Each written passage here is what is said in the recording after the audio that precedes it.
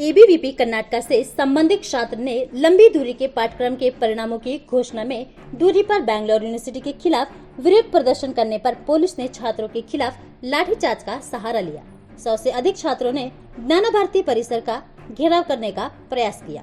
विश्वविद्यालय में छात्रों द्वारा 2 विरोध प्रदर्शन आयोजित किया गया था। एक पीजी छात्रों द्वारा रायचूर में परिसर के अंदर अम्बेडकर का अपमान करने के खिलाफ और परिसर के बाहर एबीवीपी का दूसरा विरोध। एबीवीपी के खिलाफ छात्रों के समूह में अंदर घुसने की कोशिश की तो पुलिस ने छात्रों को तितर बितर करने के लिए एबीवीपी पर लाठीचार्ज किया।